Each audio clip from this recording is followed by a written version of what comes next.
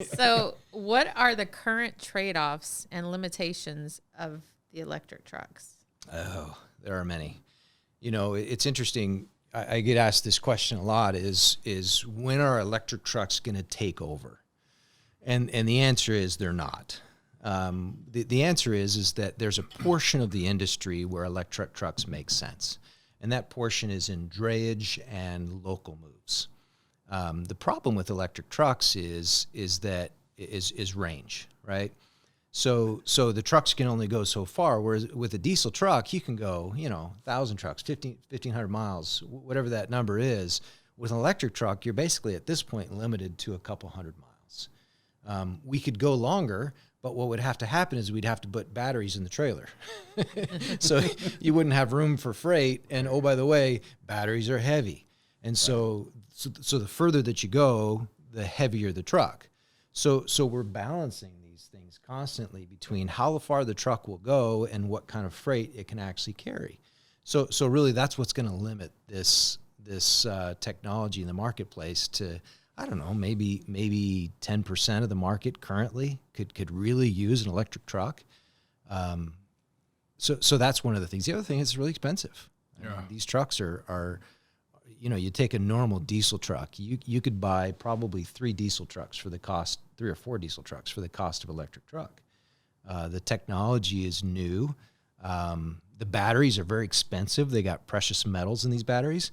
And when I say batteries, you all know what a truck battery looks like, right? Oh, yeah. Mm-hmm. This thing's a tray. I mean, this is the size of a kitchen table, and it's probably 6 inches thick with water-cooled batteries inside. So this is not your battery that you put in your Ford F-150 or even even your diesel truck. These things are huge, and they come in. They're modular, so you can do 1 tray, you can do 2 trays. Well, the more trays you add, the further you can go, but the less weight you can carry. Just adding weight to the truck itself. Yeah, I'm with you. Correct. So what government has done is they basically come out and said, like California, for example, you can go to 82,000 pounds. They give you a 2,000 pound weight exemption for that truck. If you're running electric. If you're running electric. Oh, okay. Yeah. But some of these trucks, at least the prototypes, and oh, by the way, nothing's for sale right now. You couldn't buy an electric truck if you wanted one. They're all prototypes. Right. These prototypes are upwards of maybe 7,000 pounds heavier than a diesel truck, and I'm speaking in general across the board. Some are less, some are more, depends on the manufacturer. So yeah, there are lots of trade-offs, and we're working through that. Yeah. I have a question now that you said that. Being like in an electric vehicle, they get to drive in the HOV lane with only 1 person. Would a truck be allowed to do that in California? You know how they're kind of just set trucks in this lane, and that's the only lane. Would that allow? Why don't you try it and let me know what happens? Not me. I mean, that is a great question. I wouldn't. Yeah. Does the tag the little clouds? Not that I'm aware of. No. No. Yeah. Yeah, maybe you someday. said it's a low percentage of what's out there now. I mean, this isn't. Well, again, they're not. Everything out there is test or prototype. There's really no production vehicles out there right now. Now, once they get proliferated, they may end up adding them to the HOV lane. I wouldn't hold my breath, but you never know. Gotcha. How cool would that be? We'll have a special sticker for wheel access. Yeah. No drag racing. No drag racing. Will. So you kind of hit on the price. What's the benefits of the electric compared to like the diesel? I mean, as far as like mechanics, having to do like 20, A, B services going in for, fluid changes and stuff. What's the benefits of having an electric vehicle? Yeah, so we mentioned trade-offs before. So now we've got this really expensive truck, right? And by the way, there's public money out there to help with the early adopters to reduce the cost of those trucks, but it's still really expensive. And so we got to make it up somewhere else. And so where we hopefully are going to make it up, and we have a good idea on one side, but maybe not on the other, is fuel cost and maintenance cost, right? So what we do is we look at how much does it cost us to propel a truck using diesel fuel. And oh, by the way, diesel fuel is the most efficient fuel in the world. It has the highest energy content of any other fuel. So we're actually taking a step backwards when we go to electric from an efficiency standpoint. But electricity on a per unit of energy basis is less expensive than diesel fuel. So while we may use more of it to get us down the road, it's less expensive. So we're going to recoup our costs somewhat in fuel consumption or electrical consumption in this case. The other theory is, and we have yet to prove this out because we really don't know yet, is that, think about a diesel engine. You got a lot of lubricated moving parts, right? That things that break, things that get stuck, things you have to change the oil, you have to have air filters, you have to have all these things. We're basically reducing the number of movable parts. Now, be careful what you ask for, because like anything, we have less parts, but now they're computerized parts.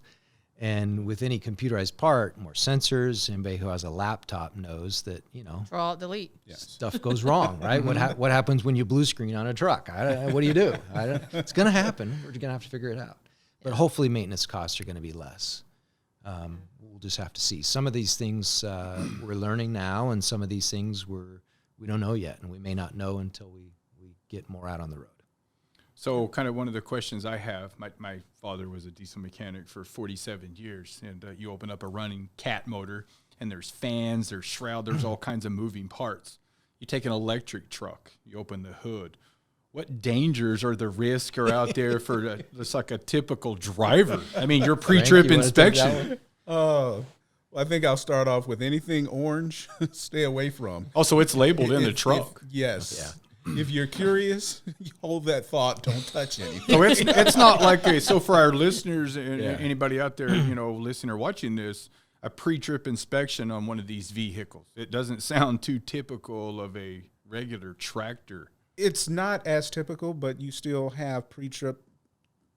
You perform the same pre-trip. Key points and stuff that you're looking at. There's certain things that you look for. You never want to leave without that vehicle being safe. There's things that you may notice.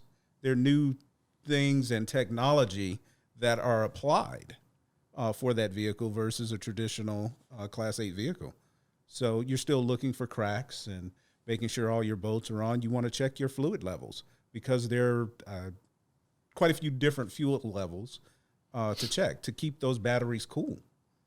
So there's still components that you need to check. There are hoses. But if it's orange, running. Don't touch it if Here's it's what orange. I would add. I mean, nature is a great teacher, right? I mean, you go out in nature and you see a snake and it's got a neon color on it. don't touch it. Don't touch it. I'm running. You see a frog and it's got neon colors on it.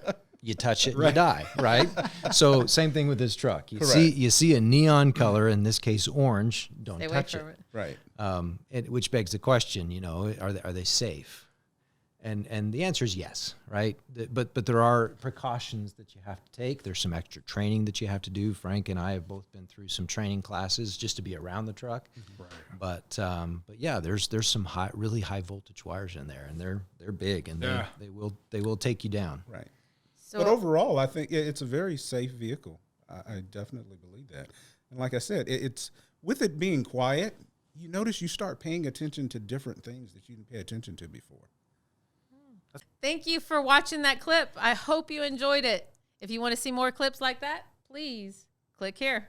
Or if you'd like to check out a full episode, click here. And don't forget to subscribe to us on YouTube.